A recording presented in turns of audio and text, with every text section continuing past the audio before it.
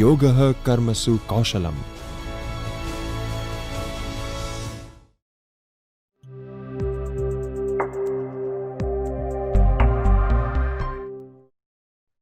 Namaskar. Welcome to UGC Human Resource Development Center of Gujarat University, Ahmedabad. I am Professor Dr. Jagdish Joshi, Professor and Director of this UGC Human Resource Development Center of Gujarat University, Ahmedabad. I welcome you all. I would like to invite the resource person of today, Dr. Bhagwati Prasad Brahmbhatt. We know him as Dr. B.P. Brahmbhatt. He is a name which is not unknown to anybody in Gujarat. He is one of the stalwart academicians who has published more than 100 books. He has written many columns in newspapers. He has written many articles. He has published more than 100 research papers. He has produced more than 30 PhD students. He has been expert at GPSC, UPSC, and at various levels in government. He has worked in Gujarat University for more than 25 years. He has been a director and professor of this UGC Human Resource Development Center of Gujarat University, Ahmedabad. I joined my services as a reader in this Gujarat University under his able leadership. Prior joining as the director and professor of UGC Human Resource Development Center of Gujarat University, Ahmedabad, he was a professor in the Department of Gujarati of Gujarat University. I would like to invite Dr. Bhagwati Prasad Brahmbhatt. ॐ सहना भवतु सहनौ भुनक्तु सह वीर्यं करवावहै तेजस्विनावधीतमस्तु मा विद्विषावहै। ॐ शान्तिः शान्तिः शान्तिः। नमस्कार। पहले व्याख्यान में हमने गुरु दक्षता विषय को लेकर दक्ष गुरु समाज में क्या कंट्रीब्यूट कर सकता है इसके बारे में कुछ विचारणा की। गुरु दक्षता शब्द जो है उसके कुछ मीनिंग्स भी हमने देखे। एक तो कुशलता, हमने कहा कि कुशल है, दक्ष का मतलब है कुशल। कुशलता का संबंध है दक्षता से, परिपूर्णता से और असरकारक रूप से कार्य करना। तो दक्ष गुरु अगर आपको बनना है, और ये गुरु दक्षता जो प्रोग्राम है फैकल्टी इंडक्शन प्रोग्राम, इसका मेन पर्पस यही है। उन्होंने अपने रेशनल में भी क्वालिटी ऑफ टीचर्स के बारे में बहुत ही चिंता की है, और ये फैकल्टी डेवलपमेंट प्रोग्राम है वो is central to the issues of quality and excellence. ऐसा उन्होंने अपने जो 32 पन्ने का दस्तावेज प्रकाशित किया है उसमें लिखा हुआ है। तो faculty development has a critical role to play in promoting academic excellence and innovation, ऐसा भी उसमें लिखा है। पर्सनल यानी कि interpersonal skills, career development and life planning issues, उसमें भी एक्सेलेंस का बहुत ही महत्व है। फिर उन्होंने कहा है कि कुछ वेज है to support faculty members so that they fulfil their multiple roles of teaching, research and service. तो यूजीसी का मानना है कि टीचर्स के लिए 3 महत्वपूर्ण कार्य है। पहला काम है टीचिंग, दूसरा है रिसर्च और तीसरा है सर्विस। हमारा जो प्रथम व्याख्यान था उसमें हमने टीचिंग और सर्विस पर फोकस किया था कि समाज क्या सेवा कर सकता है और विद्यार्थियों को कैसे शिक्षा दे सकते हैं। पर ये तीसरा जो पहलू है रिसर्च, उस पर हमने उसमें ज़्यादा बात नहीं की थी। आज का लेक्चर जो है उसमें हमारा फोकस रिसर्च पर रहेगा। यूजीसी का गुरु दक्षता प्रोग्राम के पीछे और भी पर्पस है। उन्होंने लिखा है to promote academic excellence, teaching innovations, research capabilities and leadership skills. तो ये गुरु दक्षता प्रोग्राम के द्वारा यूजीसी और एचआरडीसी प्रत्येक शिक्षक में एकेडमिक एक्सलेंस की वृद्धि करना चाहती है, उसको टीचिंग इनोवेशंस की ओर अग्रसर करना चाहती है और उसकी जो रिसर्च कैपेबिलिटीज़ है, संशोधन की जो क्षमता है, उसको बढ़ाना चाहती है और साथ में लीडरशिप स्किल्स भी बढ़ाना चाहती है। और आखिर में उन्होंने लिखा है to improve the professional capabilities and performances of teachers to deliver effective and quality learning. तो हम सभी लोग, आप ये कोर्स करने का है उससे पहले भी लर्निंग और टीचिंग तो कर ही रहे हैं, पर ये कैसे इफ़ेक्टिव हो और वो क्वालिटेटिव हो, ये महत्वपूर्ण है। और इसके लिए आज का सब्जेक्ट जो है वो हमने पसंद किया है, जिसका टाइटल हमने रखा है excellence for research, professional development and academic leadership.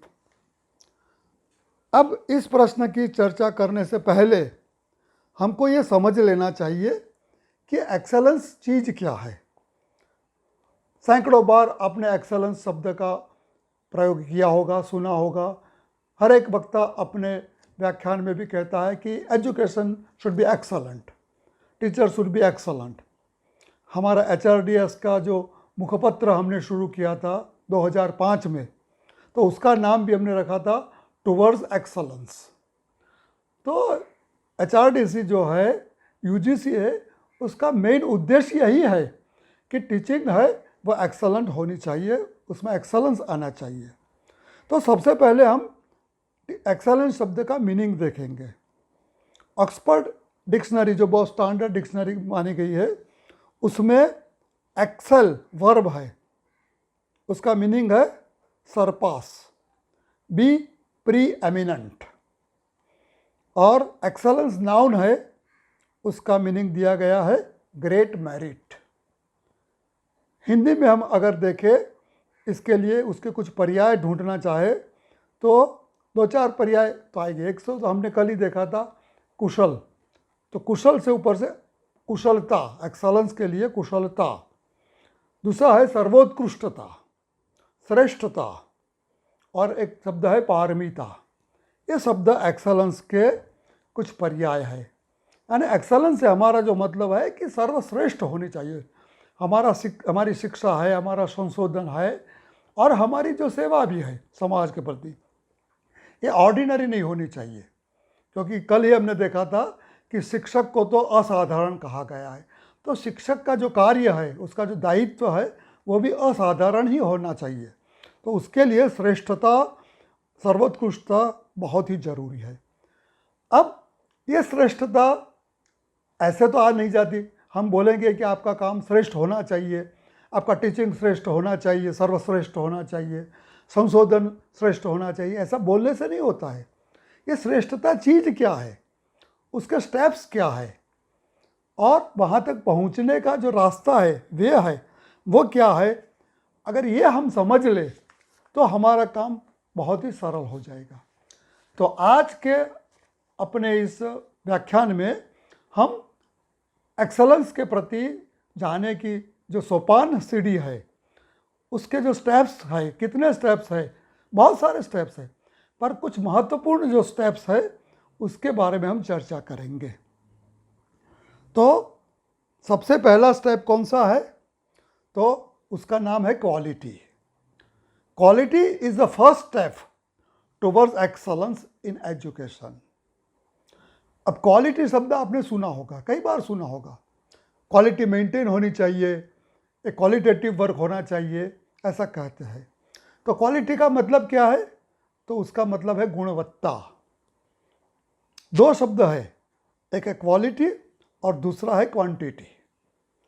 हम कहते हैं गुणवत्ता और क्वांटिटी को कहते हैं इयत्ता। तो शिक्षा में गुणवत्ता महत्वपूर्ण है, इयत्ता नहीं।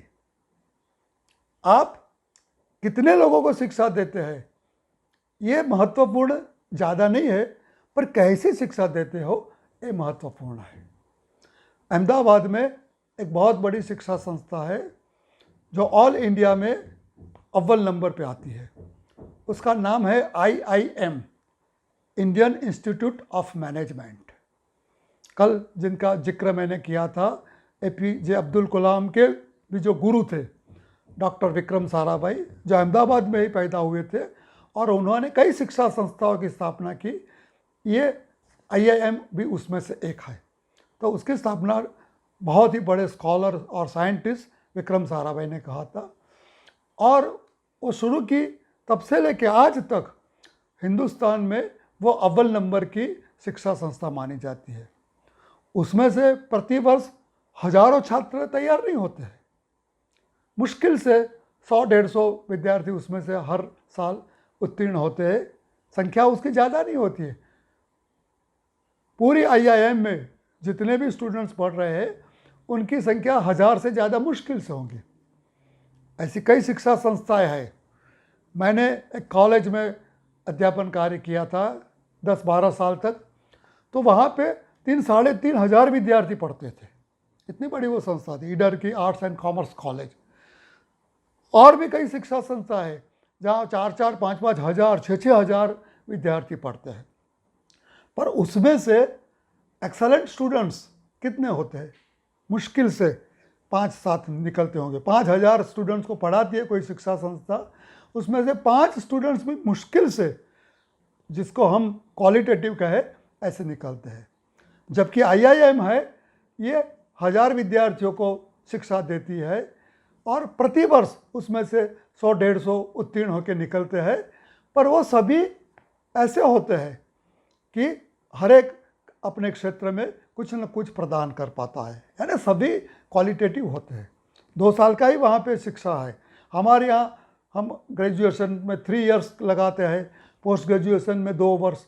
5 साल पढ़ाने के बाद भी हमारे विद्यार्थी है वो ऐसी क्वालिटी नहीं आती जो 2 साल में ये IIM जैसी संस्था है, ये IIT है, IIT चेन्नई है, IIT मुंबई है, दिल्ली है, ऐसी संस्थाएं जो पैदा करती है। तो उनका फोकस क्वांटिटी पर नहीं होता है, क्वालिटी पर होता है। और quality is the first step towards excellence in education. अब क्या है ये क्वालिटी? तो अगर उनको डिफाइन करना है तो हम कह सकते हैं कि depth of education is quality and the length and breadth are the quantity in the process of education. तो एक और लेंथ और ब्रेथ है जो क्वांटिटी को डिफाइन करती है, और दूसरा है डेप्थ ऑफ एजुकेशन। तो जो एजुकेशन है, शिक्षा है, वो सघन होनी चाहिए, मूलगामी होनी चाहिए। आज की शिक्षा प्रणाली की सबसे बड़ी जो निष्फलता है, मर्यादा है, क्षति है, वो यही है कि वो सुपरफिशियल है। हमारे यहाँ जिसको हम स्नातक कहते हैं, अनुस्नातक कहते हैं, ऐसे विद्यार्थी प्राप्त होते हैं। अरे हमारे यहाँ PhD की डिग्री हम देते हैं, डॉक्टर ऑफ फिलोसॉफी की डिग्री देते हैं, पर उनको अगर कुछ मूलभूत सिद्धांत ही पूछे जाए तो वो नहीं बता पाते हैं। यानी उनकी अंडरस्टैंडिंग बहुत ही सुपरफिशियल होती है, छिछरी जिसको हम कहते हैं, ऐसी रहती है। तो ये शिक्षा का उद्देश्य नहीं है, उसमें डेप्थ होना चाहिए। अब जो कुछ भी शिक्षा ग्रहण करते हैं या आप प्रदान करते हैं, वो ऐसा होना चाहिए कि जो विद्यार्थी उसको पूरी तरह से समझ पाए, तभी आपको उसको इम्प्लीमेंट कर पाएंगे। आज होता है ऐसा कि इंजीनियरिंग कॉलेज में से कोई BE हो जाता है, ME हो जाता है, मास्टर ऑफ इंजीनियरिंग हो जाता है, या मास्टर ऑफ टेक्नोलॉजी हो जाता है, MTech होकर बाहर निकलता है और फर्स्ट क्लास की डिग्री उसको दी जाती है। पर वो सर्टिफिकेट लेकर जब इंडस्ट्री में जाता है तो वहाँ पर इंटरव्यू करने वाले वो समझते हैं कि इसमें कोई समझ नहीं है इंडस्ट्री की। इतना सारे 5 साल 6 साल का शिक्षा देने के बाद भी उसमें जो बेसिक्स अंडरस्टैंडिंग होनी चाहिए, जो डेप्थ होने चाहिए, वो नहीं आ पाता है। तो ये हमारी शिक्षा की मर्यादा है, इसको हमको दूर करना चाहिए। क्वालिटी एजुकेशन पर हमारा फोकस होना चाहिए। रियल क्वालिटी क्या है? तो real quality is the depth of understanding that is rich among the learners. Depth understanding में होनी चाहिए। अंडरस्टैंडिंग ऐसी हो कि एक विषय को जिसको हमने पढ़ाया है तो उसको सांगोपांग वो समझ जाए, उसमें कोई भी उसके मन में कन्फ्यूज़न नहीं होना चाहिए। ए गुड टीचर और a good institution can be identified from the run of the mill teacher और institution by the quality of learning. तो मैंने अभी बताया कि देश में हजारों शिक्षा संस्थाएं हैं, पर जब हिंदुस्तान की टॉप 10 या 15 या टॉप 50 इंस्टीट्यूशंस की गिनती की जाती है, तब क्वालिटी शिक्षा कौन देती है उसी पर ही ध्यान दिया जाता है। कितनी संख्या में विद्यार्थियों को पढ़ाते हैं ये महत्व नहीं रखता है। तो ये सबसे पहला महत्वपूर्ण स्टेप है क्वालिटी। फिर दूसरा क्या है? तो दूसरा स्टेप है completeness. Completeness makes the education A total process. हमारा एजुकेशन संपूर्ण होना चाहिए, कंप्लीट होना चाहिए। कोई भी सब्जेक्ट हम पढ़ाए तो उसके बारे में जानने लायक जो कुछ भी है वो सभी विद्यार्थियों को आना चाहिए। ऐसा नहीं कि हमने कोई टॉपिक पढ़ाया, उसमें से थोड़ी बहुत बात उसके समझ में आई और बाकी बातों वो बोले कि मुझे समझ में नहीं आता। ऐसा नहीं चलता है, उसको पूरी तरह से समझना चाहिए। अगर ऐसा नहीं होता है तो उसका परिणाम बहुत ही खतरनाक होता है। Half knowledge is dangerous. For completeness in education, teachers themselves should be equipped with latest information and details and should share these details while teaching. हम सब जानते हैं कि पिछली शताब्दी 20वीं शताब्दी और अभी 21वीं शताब्दी चल रही है, जिसके 2 दशक अब पूर्ण होने जा रहे हैं। तो इसमें ज्ञान विज्ञान के क्षेत्र में बहुत ही तरक्की हो रही है। अगर 19वीं शताब्दी तक की हम बात करें तो पहले 100 साल में, 200 साल में या 500 साल में जो प्रगति होती थी वो 20वीं शताब्दी में हम आ गए तो ऐसा हुआ कि 10-15 साल में होने लगी। और अब 21वीं शताब्दी में तो हम देखते हैं कि जो पिछली शताब्दियों में 100-150 साल में तरक्की हुई थी वो 1 या 2 साल में हो जाती है। यानी इतनी झड़प से, इतनी तीव्रता से हमारा जो ज्ञान विज्ञान का क्षेत्र है उसका विकास होता है। और शिक्षक को तो इन सभी से ही परिचित होना चाहिए। हमारे यहाँ HRDC में जब मैं डायरेक्टर था यहाँ पे, तो हमने एक रिफ्रेशर कोर्स किया था, बायोलॉजी सब्जेक्ट में किया था, लाइफ साइंस के बारे में। तो पूरे भारतवर्ष के प्रोफेसर थे वो उसमें सम्मिलित होने के लिए आए थे। और उसका कीनोट एड्रेस व्याख्यान देने के लिए हमने हमारी यूनिवर्सिटी के बायोलॉजी विभाग के जो अध्यक्ष थे, जो बाद में 4 यूनिवर्सिटियों के वाइस चांसलर रह चुके थे और भारत के शिक्षाविदों में जिनकी बहुत बड़ी गिनती होती थी, ऐसे डॉक्टर VC शाह को बुलाया कीनोट एड्रेस के लिए।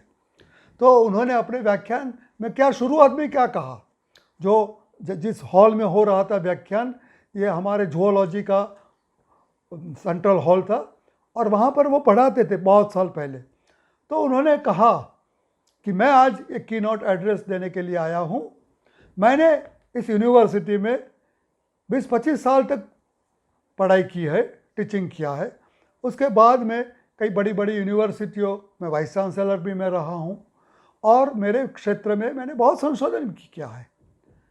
पर जो मैं सीखा था, जो मैंने सिखाया था या जिसके बारे में मैंने संशोधन किया है, अगर उसकी बात मैं आज यहाँ पे करूँगा तो ये सब जो पार्टिसिपेंट्स है वो मुझे कहेंगे कि प्लीज़ गेट आउट, ये बातें अब आउट ऑफ डेट हो गई है। तो आज ये कीनोट एड्रेस देने के लिए मैंने जो कुछ सीखा था ज्ञान, इसी के आधार पे मैं नहीं बोल रहा हूँ, पर पिछले 3-4 दिन से मैंने रिसर्च किया है कि अभी इस फील्ड में क्या क्या ज्ञान में संशोधन हुए हैं, क्या नई नई संशोधन हुए हैं, और इसके बेस पर मैं बात कर रहा हूँ। तभी जाके ये आज के लिए उपयुक्त होगी। तो ये बात है कि शिक्षा के क्षेत्र में निरंतर वृद्धि होती रहती है और एक ज़माने में जो सत्य था वो आज अर्धसत्य हो जाता है या असत्य भी हो जाता है। इसलिए हमें निरंतर अध्ययनशील रहना चाहिए उसमें किसी भी प्रकार की आलस का प्रावधान नहीं होना चाहिए। तब जाके हमारी जो शिक्षा है, हमारा जो संशोधन है वो एक्सलेंट होगा। तो आप जो कुछ भी पढ़कर मास्टर हुए थे और आज अपने विषय में पढ़ाते हो, अच्छी बात है, पर आज या 2 साल बाद जो नए स्टूडेंट्स आएंगे तो उनकी जो डिमांड्स होगी उसके लिए आपने जो कुछ भी सीखा था अपने ग्रेजुएशन या पोस्ट ग्रेजुएशन में वो पर्याप्त नहीं होगा।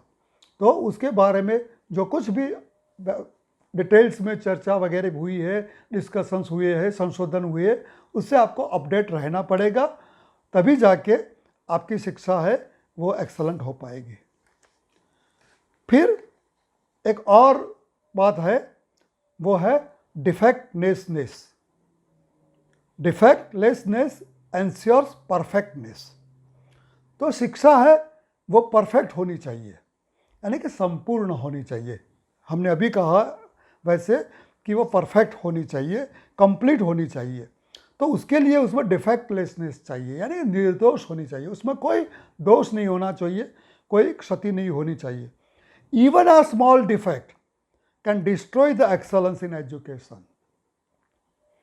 Identifying and filling the gaps is the way to ensure defectlessness. तो ये जो संशोधन हम कर रहे हैं, रिसर्च कर रहे हैं, तो उसमें हमको निरंतर कुछ न कुछ जो सोचना चाहिए कि इसमें कोई क्षति तो नहीं रह गई, कोई गैप तो नहीं रही है, और अगर रह गई है तो उसको दूर करने का प्रयास करना चाहिए। Teachers can achieve the perfectness by putting their practice preaching into practice through experimentation and application in the field of reality. तो सतत संशोधन करते रहो, आप कुछ न कुछ जानते रहो, और जो बातें आप बताते हो क्लासरूम में उसको प्रैक्टिस में लाओ, कि ये केवल चर्चा करने की बात नहीं है, पर उसको रियलिटी में लानी है, और तब जाके हम डिफेक्टलेसनेस ला सकते हैं। और ये बहुत अनिवार्य है। मैं आपको 1-2 दृष्टांत दूंगा तो आपको इसकी अहमियत समझ में आ जाएगी। आप सबने जाना है कि नासा जो है अवकाश में यान भेजता है, स्पेस में अपने अवकाश यान भेजते हैं, और वो जाके अवकाश में जाके संशोधन करते हैं। तो कुछ साल पहले उन्होंने एक अवकाश यान भेजा था अवकाश में, मनुष्य के सहित में। उसमें कुछ साइंटिस्ट जो थे वो गए थे, और उसमें हमारे हिंदुस्तान की भी एक बहुत बड़ी अवकाश यात्री गई थी। आप सभी को शायद उसका नाम भी पता होगा, कल्पना चावला। और दूसरे फॉरेन के अवकाश यात्री थे, वो सब लोग गए।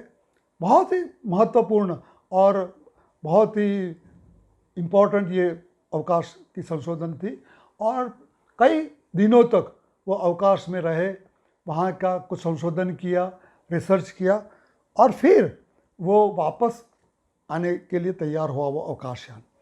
अब अवकाश यान में जाने वाले जो अवकाश यात्री थे वो तो 5-7 ही थे, पर उसका संचालन कर रहे थे ऐसे जो साइंटिस्ट की जो टीम थी नासा की, वो तो बहुत बड़ी थी।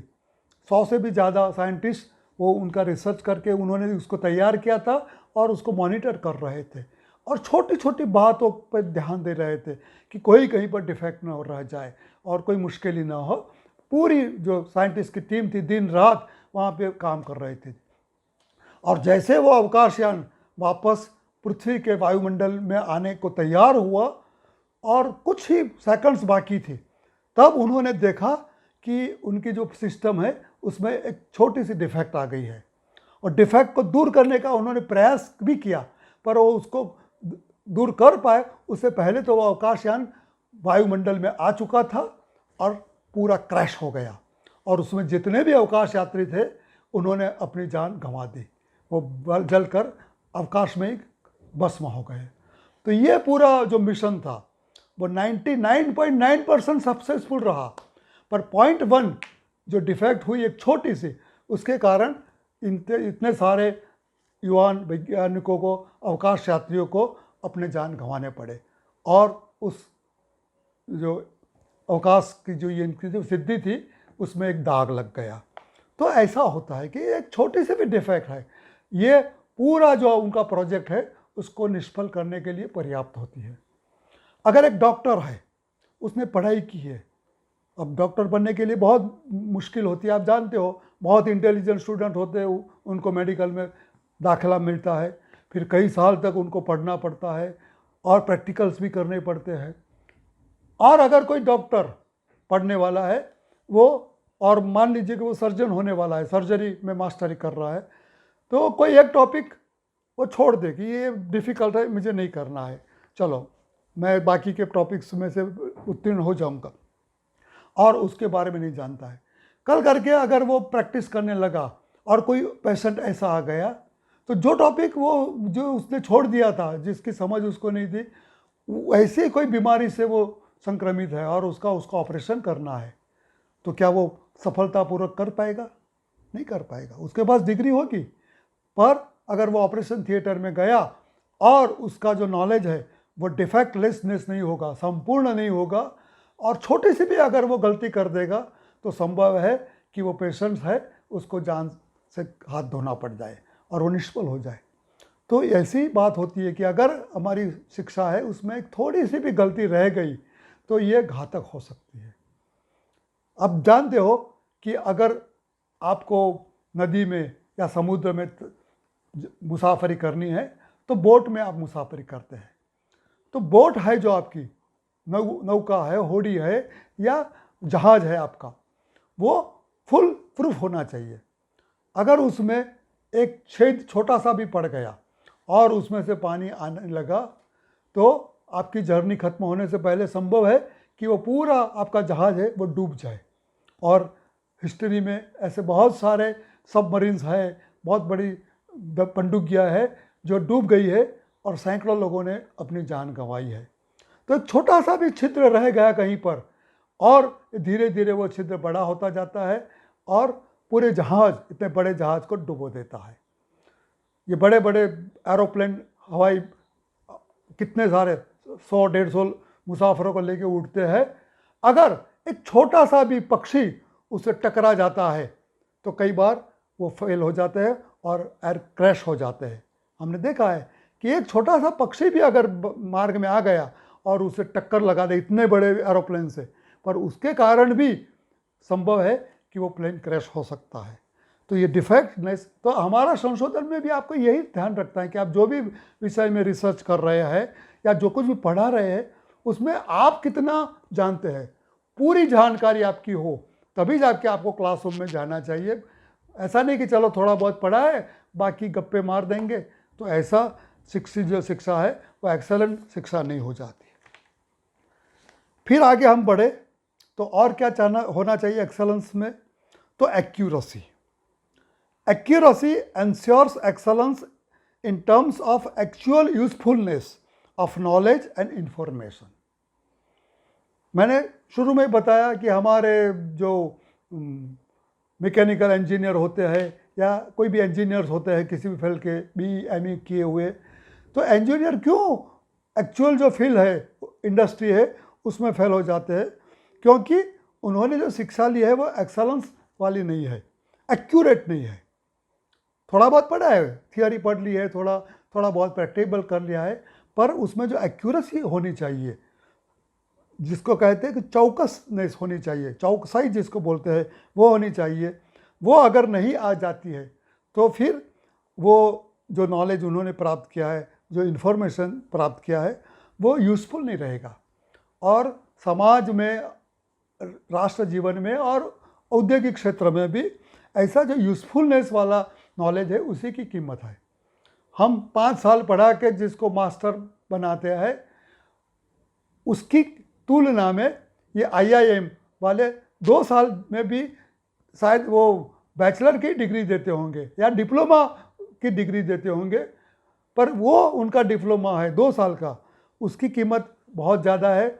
हमारे स्टूडेंट को 20-25 हज़ार रुपया का तनख्वाह नहीं मिलता और IIM का स्टूडेंट 2 साल में निकलता है तो उसको लाखों रुपया की सैलरी मिलती है। क्यों? क्योंकि उसकी जो शिक्षा है वो यूज़फुल है। उसको मालूम है, उसको हायर करने वाली इंडस्ट्री को, कि इसको हम 5 लाख या 10 लाख रुपया की सैलरी देंगे पर उससे कई ज़्यादा मुनाफा हमारी संस्था को वो कराएगा, उसमें वो क्षमता है। तो ऐसी क्षमता आती है एक्यूरेसी से आती है। इसलिए it is the responsibility of the teachers to ensure that the details, quantitative and qualitative data given by them are correct, accurate and true। तो हमको जानना चाहिए कि जब हम क्लासरूम में जो कुछ भी पढ़ाते हैं या जो डेटा हमारे स्टूडेंट्स को हम देते हैं वो करेक्ट भी होना चाहिए, एक्यूरेट भी होना चाहिए और ट्रू भी होना चाहिए। गलत होगा तो ये हमारी शिक्षा है वो डिफेक्टलेस नहीं होगी, एक्यूरेट नहीं होगी और इसलिए यूजफुल भी नहीं होगी। Accuracy is the result of the information derived from large number of field trials rather than hypothesis और lab results। तो ये एक्यूरेसी कैसे आती है? तो इसके लिए बहुत ही फील्ड वर्क करना पड़ता है, ट्रायल करने पड़ते हैं। अभी आप सब लोग जानते हो कि पूरी दुनिया पिछले 6-8 महीने से एक कोरोना जैसी एक बीमारी से संक्रमित है। हजारों लोग बल्कि लाखों की संख्या में लोग मर रहे हैं और करोड़ों की संख्या में लोग संक्रमित हो के परेशान हो रहे हैं। अब एक छोटा सा वायरस है, वायरस तो हम अपनी आंखों से देख भी नहीं सके, इतना छोटा है। उसको माइक्रोस्कोप में देखे तब जाके मुश्किल से दिख पाए, इतना छोटा वायरस इसने पूरी दुनिया में तबाही मचा दी है, हजारों लाखों लोगों को परेशान कर दिया है, मरने पे विवश कर दिया है। अब बड़े बड़े साइंटिस्ट कितने सालों से, हमने अभी कहा कि आज दुनिया ज्ञान विज्ञान के क्षेत्र में बहुत आगे बढ़ चुकी है। अमेरिका, यूरोप वगैरह देशों के डॉक्टर्स है, साइंटिस्ट है, कई सालों से संशोधन कर रहे थे। अब ये इतने छोटे से वायरस को उन्होंने ढूंढ तो निकाला कि ये कौन सा वायरस है, नाम भी उसको दे दिया कोविड-19 कि ये वायरस है, इसके कारण ही होती है। उसको पकड़ भी लिया। अब उसकी दवा का संशोधन करना है, उसकी वैक्सीन बनानी है। तो कई साइंटिस्ट, सैकड़ों की संख्या में साइंटिस्ट पूरे विश्व के कई महीनों से उसके लिए प्रयास कर रहे हैं, पर आज की तारीख तक उसकी वैक्सीन तैयार नहीं हो पाई है, क्योंकि उसके लिए उनको बहुत ट्रायल्स करने पड़ते हैं। पहले छोटे छोटे पशु पक्षियों पर उन्होंने उसका ट्रायल किया, रैट्स पर किया, बिल्ली पर किया, बंदर पर किया, अब ह्यूमंस पर करेंगे। ह्यूमंस में भी बच्चों से लेके बड़े बूढ़े करेंगे। ये रोग जिनको हुआ है उनको पर करेंगे, नहीं हुआ है उन पर करेंगे। कितने ट्रायल्स होंगे, कितनी बार होंगे, सैकड़ों की हजारों की संख्या में होंगे कई, और उनके रिजल्ट देखेंगे, तब जाके और 3-4-6 महीने बाद वो रसी बन पाएगी। यानी 1 साल तक वो वैक्सीन बन पाएगी नहीं, लाखों लोग मरते हैं तो मरे, पर एक छोटी सी वैक्सीन बनाने के लिए भी कितना ट्रायल करना पड़ता है। तो ये जो ज्ञान विज्ञान का क्षेत्र है और उसमें जो कुछ भी ज्ञान है उसको प्राप्त करने के लिए लोग पूरा जीवन बिता देते हैं। ये बड़े बड़े साइंटिस्ट हैं जिनको नोबेल प्राइज़ मिलता है। अब देखो तो कैसा उन्होंने संशोधन किया है। एक छोटा सा जीन है, हमारे को माता पिता से मिलता है, और कितने जीन्स है, कैसे आते हैं, माता पिता की जो गुण है वो बच्चों में कैसे संक्रमित होते हैं तो क्यों होते हैं, नहीं होते हैं तो क्यों होते हैं, इनके बारे में संशोधन करने में पूरी जिंदगी ख़त्म हो जाती है। तब जाके एक शोध होती है, संशोधन होती है, और उसमें पूरी एक्यूरेसी रखनी पड़ती है। ऐसा नहीं कि 2-4 ट्रायल कर दिए और उसका रिजल्ट आ गया और हम बता दें दुनिया को कि ये मैंने संशोधन कर दिया है। हमारा तो ऐसा है कि हम कोई रिसर्च आर्टिकल करना चाहते हैं आपका, क्योंकि आपको प्रमोशन के लिए चाहिए कि भाई 4-5 रिसर्च आर्टिकल्स पब्लिश करने हैं, तो 2-4 दिन में इधर उधर से गूगल से इन्फॉर्मेशन ले लिया, कुछ लोगों ने उसके बारे में संशोधन किया है, उसको कट पेस्ट कर दिया और उसमें कुछ इधर उधर थोड़ा बहुत फेरफार करके अपने नाम से रिसर्च आर्टिकल प्रकट कर दिया। कोई बहुत बड़े उत्साह से बात भी करते, अरे 2 दिन में मेरा एक रिसर्च आर्टिकल हो गया, पब्लिश भी हो गया, SSN नंबर वाले मैगजीन में पब्लिश हो गया। आप लोग अभी महीने से नहीं कर रहे हो। देखो, एक प्रोफेसर को मैंने एक आर्टिकल लिखने के लिए कहा कि मुझे एक आर्टिकल चाहिए इस विषय पर, तो बोले कितने समय में मैं आपको भेज दूँ। मैंने कहा 15 दिन में, महीने में भेज दो तो अच्छा है। तो उसने मुझे जवाब क्या दिया कि सर वो मैं नहीं कर पाऊँगा, आप दूसरे को दीजिए। मैंने कहा क्यों? कि कम से कम इसको करने में मुझे 6 से 8 महीने का समय लगेगा। देखो, और दूसरे ऐसे भी प्रोफेसर एक था जिसने मुझे कहा साहब मैं 2 दिन में आपको कर दूंगा। अब 2 दिन में भी एक आर्टिकल हो सकता है और वही आर्टिकल आपको करना है तो 6 से 8 महीने भी लग सकते हैं। तो वो प्रोफेसर जिसने मुझे कहा था कि मुझे 8 महीने लगेंगे, तो उसने बहुत ज़्यादा आर्टिकल्स पब्लिश नहीं किए हैं, उसकी बहुत किताबें पब्लिश नहीं हुई, पर आज एक यूनिवर्सिटी जो गुजरात की है उसमें वो हेड ऑफ द डिपार्टमेंट बन गया है। और दूसरे जो मुझे बता रहे थे कि मैं 2 दिन में करके दूंगा, वो एक कॉलेज में कई सालों से पढ़ा रहे हैं, अभी उनका प्रमोशन तक नहीं हुआ।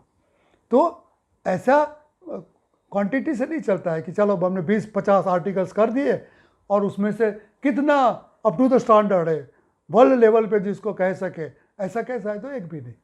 और किसी व्यक्ति ने पूरे लाइफ में, जीवन में 2 या 4 ही आर्टिकल्स लिखे हैं, पर ऐसे आर्टिकल्स हैं जिनकी पूरी दुनिया में प्रशंसा होती है, लोग उसका इस्तेमाल करते हैं, तो उसकी महिमा ज़्यादा है। और ये सब होता है एक्सलेंस से, जिसमें accuracy is most important factor.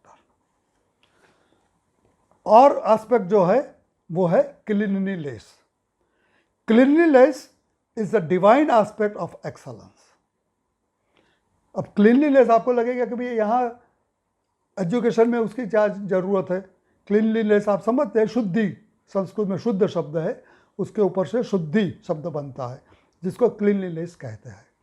तो शिक्षा में, शिक्षा संस्था में क्लीनलीनेस है, वो तो डिवाइन एस्पेक्ट है, दैवी गुण है, ये तो होना ही चाहिए। कोई भी शिक्षा संस्था अगर वो क्लीन एंड नीट नहीं है तो वो अच्छी शिक्षा संस्था नहीं गिनी जाएगी। आप पूरे विश्व में भ्रमण कीजिए, पूरे देश में जाइए और हर एक शिक्षा संस्था जिसको बेस्ट कही जाती है उसकी मुलाकात लेंगे तो आपको दिखाई पड़ेगा कि, क्योंकि अंदर क्या है, क्या पढ़ाते हैं, करते हैं, वो तो बाद में देखेंगे, पर सबसे पहले जब आप अंदर प्रवेश करेंगे तो उसका परिसर देखेंगे और वो कैसा क्लीन है। मैंने अभी आपको IIM का दृष्टांत दिया। मैं पहले तो 20 साल तक वो उसके नज़दीक में रहता था, आधे किलोमीटर के अंतर पे, तो मेरा एक स्वभाव था कि शाम के वक्त इवनिंग वॉक के लिए मैं IIM के अंदर चला जाता था, पूरे कैंपस में घूमता, मेरा इवनिंग वॉक भी हो जाता और एक ऐसी बड़ी संस्था उसमें घूमना भी हो जाता है। पर वह वहाँ जाना क्यों मैं पसंद करता था? दूसरे भी स्पॉट्स से, उद्यान वगैरह भी थी, हमारे यूनिवर्सिटी का भी कैंपस था, सामने LD इंजीनियरिंग कॉलेज, उसका भी बहुत बड़ा कैंपस, अभी जो अहमदाबाद यूनिवर्सिटी बनी है उसका भी कैंपस, बहुत सारे कैंपस, और सभी कैंपस में मैं गया हूँ, घुमा हुआ हूँ। पर जब IIM में जाता तो एक अलग फ्रेम आती और एक अद्भुत अनुभूति होती, क्योंकि पूरे मैं शाम के वक्त जाता और शाम के वक्त में भी जब पूरे कैंपस में घूमता तो कहीं पर भी मुझे कचरा कूड़ा दिखाई नहीं देता।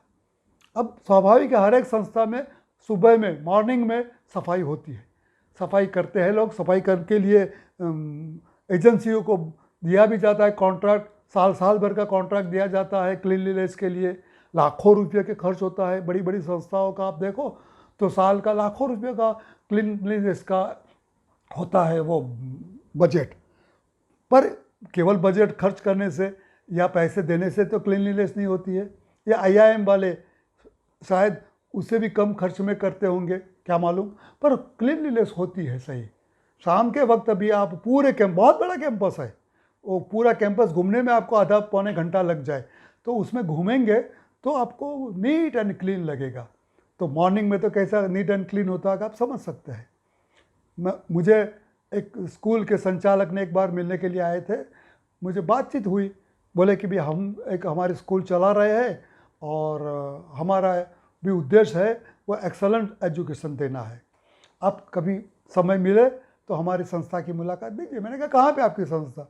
तो मैं यूनिवर्सिटी में था। उन्होंने कहा कि आपके बगल में ही है, वहाँ से मुश्किल से आधा किलोमीटर से भी कम अंतर पर है, ये जो सेंटर है यहाँ का, उसके पास में। मैंने कहा ठीक है, तो मैं आ जाऊँगा। बोले कि आप जब भी आना चाहो मुझे फ़ोन करके बताना, मैं आऊँगा, आपको बताऊँगा। तो एक दिन मुझे लगा कि चलो बार बार कह रहे हैं, तो फ़ोन किया कि भी मैं आज आने वाला हूँ। मैंने उनको 1 बजे फ़ोन किया, वो बोले कितने बजे आप आएंगे? मैंने कहा 1:30 बजे आ जाऊँगा।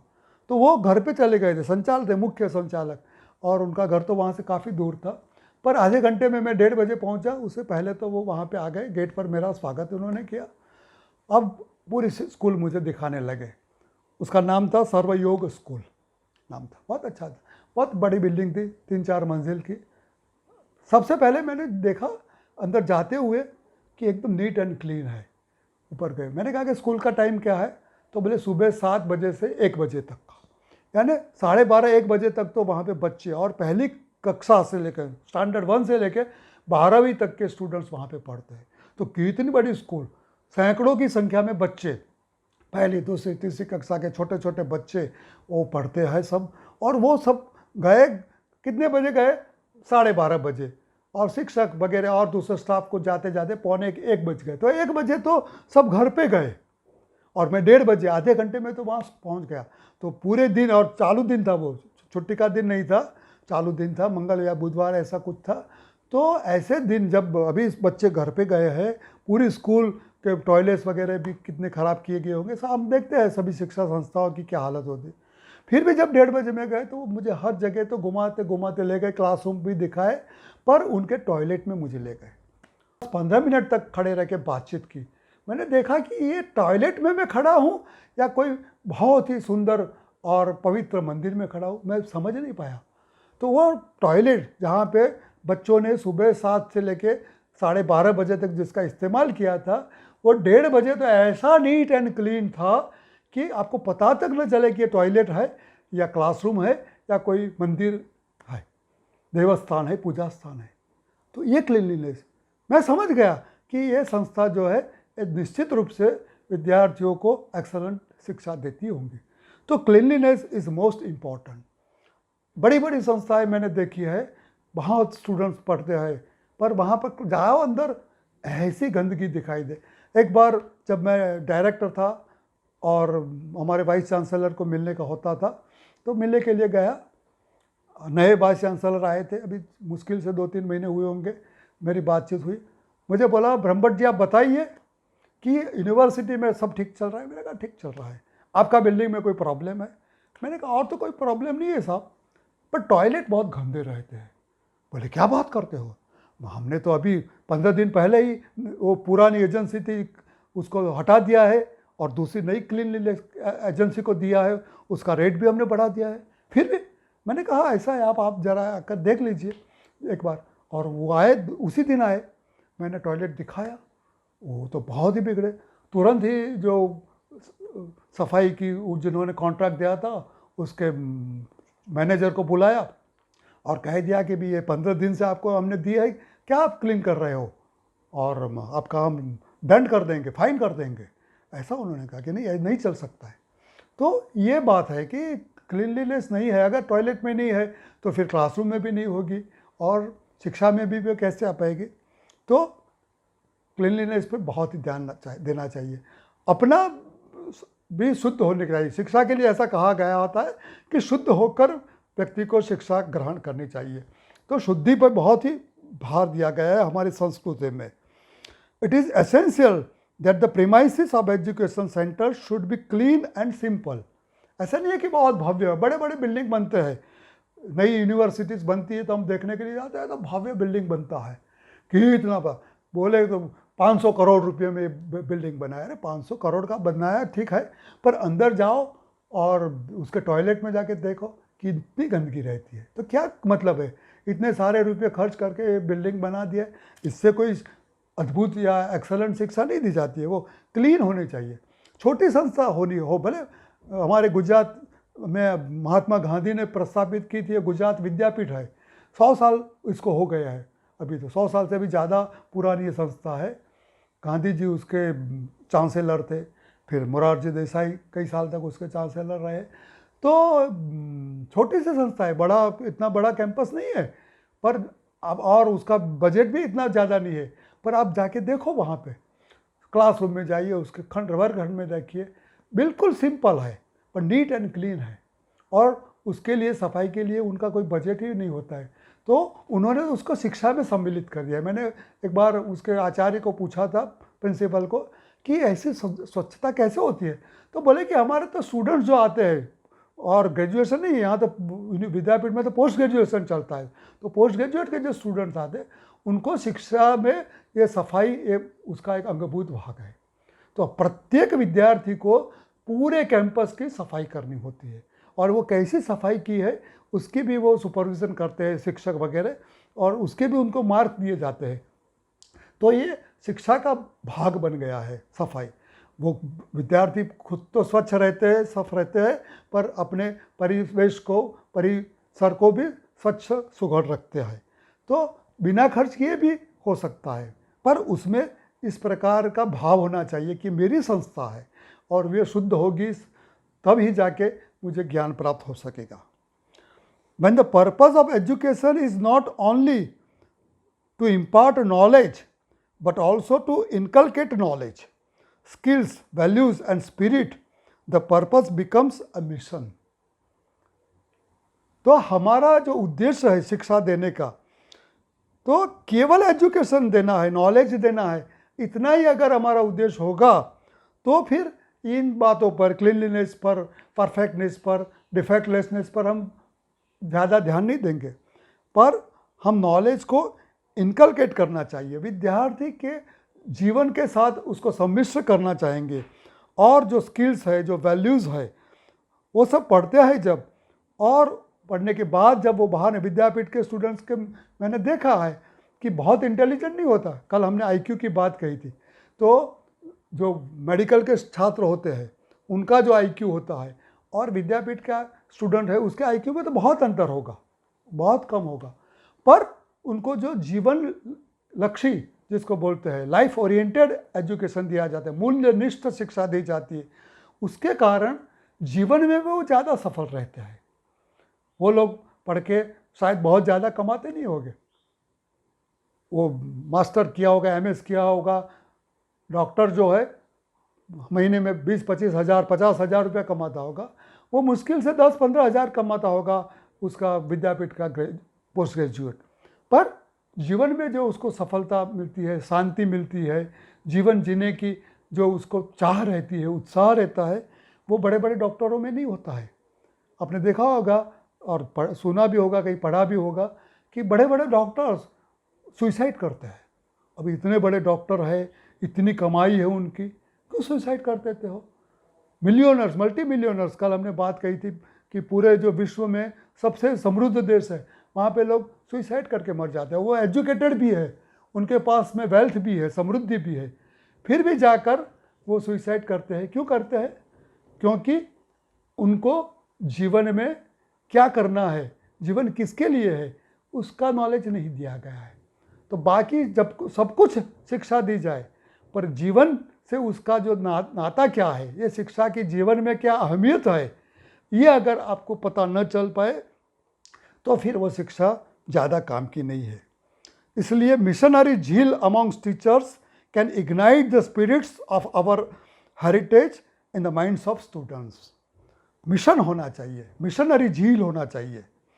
तो हर एक संस्था का कोई न कोई मिशन होना चाहिए, विज़न भी होना चाहिए और मिशन भी होना चाहिए।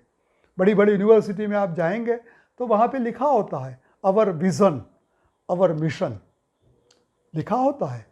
पर किसी भी यूनिवर्सिटी के कर्मचारी को पूछो आप, जो वहाँ 5-5, 10-10, 20-20 साल से सर्विस करते हैं, वो जाते आते वो बोर्ड पर नज़र भी डालते हैं कि ऊपर टाइटल लिखा है अवर विज़न और अवर मिशन। पर किसी को भी अगर जाकर पूछो कि आपकी यूनिवर्सिटी का विज़न क्या है, मिशन क्या है, तो बता नहीं पाएंगे, क्योंकि वो पढ़ा ही नहीं उन्होंने। केवल लिखने के लिए बाहर से जो आते हैं नेक का एक्रेडिटेशन करने के लिए, उनके लिए बता देते हैं कि ऐसा ऐसा विज़न है बना के तैयार कर।